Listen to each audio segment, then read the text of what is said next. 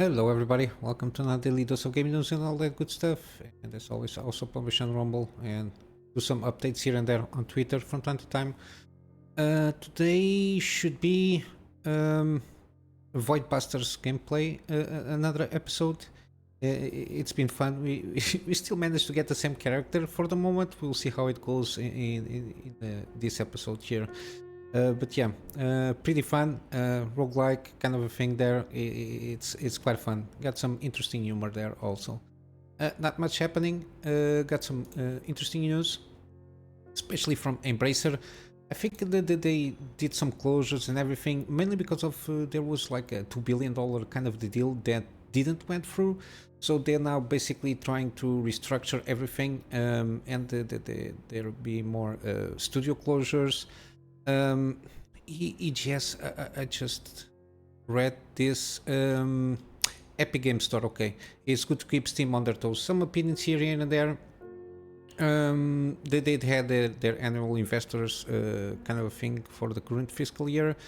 Some quotes here. It's tough from many standpoints, obviously, but we are determined to deliver on this. Preferably, we would like to find new opportunities for employees, even if it is outside the Embracer group potentially. Sometimes it will be an investment, or that they are working with partners to finance some projects, but ultimately we are making decisions to either restructure or to downsize some teams, and there will be a few cases of closures. We are confident to deliver on target, on the target set out for the end of the fiscal year. So basically they are doing some research. They did a lot of acquisitions like in the near future, and one of those I think was a Gearbox Software. We'll see how it goes. Depends.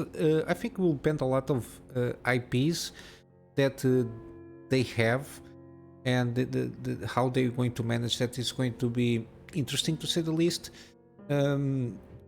And then there was some opinions here regarding the Epic First Run program. So the Epic Game Stores, I think it's 6 months. People that launch if they launch exclusively on Epic Games, the first 6 months are basically free of commissions. So they take 100% of the revenue, the publishers. And the thought is, I think it's good for competition with Steam because it keeps them on their toes to deliver the best experience. Obviously, we would like to pay less fees to platforms. In reality, we are paying more fees to platforms that we spend on game development every year. If you just think about that number, it's crazy. So there are margins with the platforms that I would like preferably have within building more games, and some more margins. But I think it's great that Epic is there trying to build a competitive platform. Yep, I don't have anything against Epic, but again, it doesn't have like the same kind of features that Steam already has built in. Of course, Steam has been around for 20 plus years, so they have like at the time to integrate a lot of stuff, and of course with time comes experience, and basically, and obviously a lot of feedback from people that just tell to a certain degree what they want on Steam. And of course Epic Games, I think when these kind of new platforms here they come about, I think that the main core is try to sell games basically, and if you don't have like a infrastructure of maintaining players or entice players to keep on the platform, it's a little bit difficult. Achievements is not one of those, I don't think so. It's more about, for example, for me it's more like mod integrations. For example, we have Steam Workshop, which is really good in games that have mods. You have the Steam Workshop, which in my case is XCOM 2. All the mods are integrated through Steam Workshop. It's just one click, one go. You don't need to do anything more in the case of this game. But yeah, it has a lot of support. You got a lot of sales here and there. They have everything organized there. I think if they could take a little bit less of a cut there on Steam, they will be kind of pressured to a certain point, or not, because I don't know how is the share of Epic Game Stores in terms of sales, but if a lot of like AAA games kind of guys start doing a lot of exclusivity through Epic Games. I don't know how it. Maybe Steam will start doing something similar. They have the capacity here. But yeah, and regarding the fact that they pay more fees than the game development, if you're developing indie game with a low budget for development of the game, like if it is like a team of 10 guys that do like a game, for example, Wall World, it will not take a lot of money to develop that game. But of course, in terms of fees, if you sell that game well, which is selling well from what I understand, it's overwhelmingly positive. Sorry about my English. But yeah, you will you will pay more fees than you spent on the game development. So it's it's a game on game basis, I think. Of course, AAA games, I don't think they will. If they spend $100 million, for example, we have like Callisto Protocol. Supposedly the budget was $160 million to develop that game. I'm pretty sure they didn't pay 170 million in fees from the sales. So even like AAA games that have, some of them have like almost 200 million. It's like more than cost more than movies to make. Even though like, not even, for example, let's take Witcher 3. I'm not sure if they Witcher 3 is different. They sell a lot, but I don't know if they pay that much. Even though in that kind of numbers, if they pay that much in terms of platform fees than the game development, I don't know, because then they have like the support stuff, the continuing of like, for example, DLCs and everything. You have to keep paying developers, and so the budget it's increased a little bit. But yeah, interesting to see. We'll see how it goes in terms of embracing all the IPs they have on their umbrella, and see how it goes. Hopefully there will not be a lot of closures, because the last one was Volition and Campfire Cabal. But yeah, we'll see how it goes. Also regarding like studio stuff and everything, we got the Division 3. Supposedly is officially in the works under Star Wars Outlaw director Julian Garricki. Sorry if I mispronounced here. Yeah, this, I like the IP itself. I played the beta of the first one. It's not really much for me because it's very multiplayer dependent, the end game. So single player, you just do it one time and basically that's it. You got afterwards the DLCs and everything, but didn't entice me enough to keep on playing the game, mainly because it's a multiplayer game. It's not for me. But the setting and the operative stuff there with Tom Clancy, how I assume the books are pretty good. But yeah, it's one of those that Ubisoft hyped up to 200 and then deliver a 30 or a 40. But they got lucky because they had a very dedicated player base on the first, and then the second one was a little bit a downer now.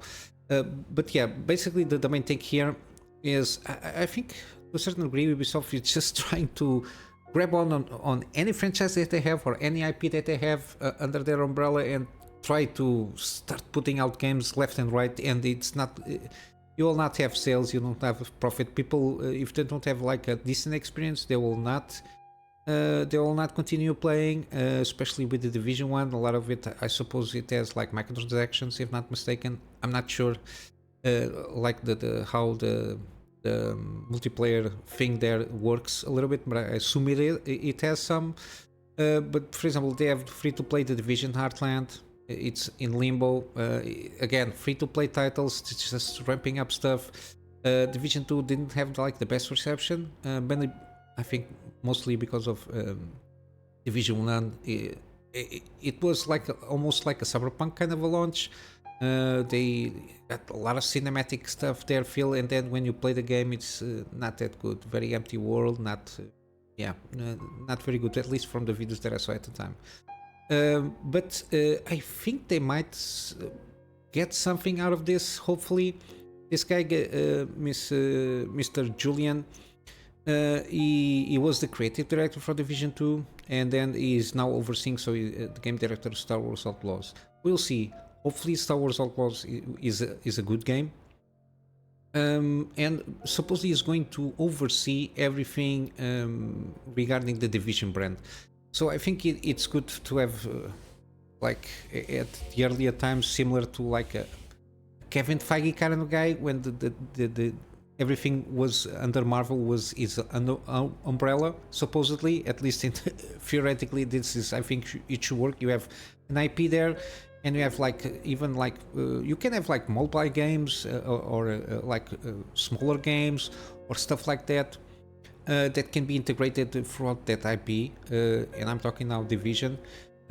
I think you can because in this kind of IPs, and because it's like has several games, there has to be like a consistently story to tell, unified story with lore that has to be integrated all over the place. For example, you can have like Vision 2, I think the first one was in New York, and you can have on the other side of the coast, for example in California or other places. But the lore has to be integrated, and I think the storytelling has to be kind of unified to make sense to a certain degree. If I think I'm expressing that correctly. The thing, hopefully, it will be corrected. What the missteps that it took in this IP, and make it work after they launched Star Wars Outlaws, because until then the guy here, and of course this will not be of launch just after Star Wars Outlaws, so it will take like 3 to 4 years at least in terms of development and planning out this IP. I'm always interested in this kind of games, but yeah, a lot of multiplayer dependency, and people just, if you don't have like the people that are playing online, then you lost the microtransactions, which Ubisoft is going around a lot of microtransactions, and it's not the way. People will get tired, and the money will try. But yeah, we got some good news from gaming, which Final Fantasy Rebirth received 19 minutes from Tokyo Game Show. I'm not seeing a lot of news from Tokyo Game Show, but yeah, this one is a gameplay featuring Sephiroth, Cloud, and Mount Nibel. Again, I never played the original one. I always knew, it was always back on my mind that this game existed, and it was very good. I still didn't watch it, but because it's coming on PC, the first one already came out. I'm planning to at least play this remake. Hopefully, when all the episodes are launched, there is like, for example, this one is going to be 150 gigabytes across 2 discs, the Rebirth one. So I think they are going to make a trilogy. So this is the second one, then afterward will be a third one. I suppose this is like a huge setup. On Mount Nibel with Sephiroth, Cloud. I know they are like arch enemies per se, and then Tifa also in the village of Nibelheim. Yeah, the gameplay is here. It's from Game Informer, free to watch.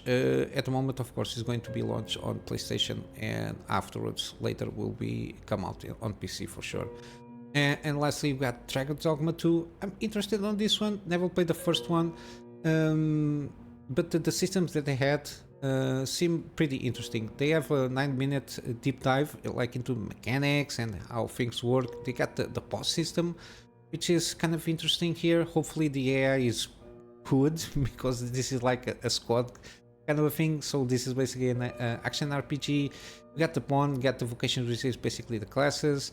We got like 4 main one, then there's subclasses. You can have like, for example, a magic archer, so an archer with mage, kind of a mix there. A World of the Nations, suppose it's like a clash between 2 huge nations. I don't know very much of the lore, and also you got some new travel kind of a thing. You can travel by medieval cab, which is ox carts. But you also can fast travel, of course. And then you got the night cycle system. Seems interesting, which is basically there is no artificial light, so there is no lampposts to illuminate your way. So usually the best course is to set up a camp. I'm not sure how this mechanic will work, but yeah, if you want to adventure at night, you're going to be it's going to be tough because there is no flashlights or anything like that, unless you're basically a mage, I suppose, or some torches. But yeah, seems interesting how they're going about it. But yeah, you got a gameplay deep dive here. Hopefully this game is also good. I always want all games to be good for everybody to enjoy and play. But yeah, basically that's it. I'm just going to wrap up for some gaming deals. We still have Black Mesa Definitive Edition, so the remake of the first Half-Life. 80% off, so $3. It's nothing for an excellent remake. We still have Mass Effect Legendary Edition still on promotion, 80% off. So, and this is all the free games plus the DLCs, if not mistaken. Yeah, Mass Effect free games, yeah, everything there for basically $12, give or take. Got also Dredge, launched this year, seems pretty good. Lovecraftian environment here, story very creepy, and we got some management on the boat and everything, and you can do some quests here and there. They are integrated in the story. Seems pretty good. 20% off. It's from this year, so that's why the deal is not that big. But yeah, I think it's well worth it. It's one of those I'm eager to try and see what this is all about. We got also Ori and the Blind Forest. Forest edition, definitive edition, sorry, 75% off, and the sequel Will of the Wisps also 75% off. So basically around, if you buy the two games you get 78%, so around 12 bucks, give it or so. And yeah, basically that's it for today's guys. A very slow day, but still some interesting stuff here and there to check out. Of course, I'm going to wrap up just by plugging in my Patreon. Everything that comes from this from the Patreon will be to support my PC at the moment for storage, which is basically to backup of stuff that I do for my private clients, so everything secure and safe, and of course some storage also for the videos that I do for the channel here. And with all that said, guys, I hope you have a full day, and I will see you in the next one. So until then, Kunamy Master out.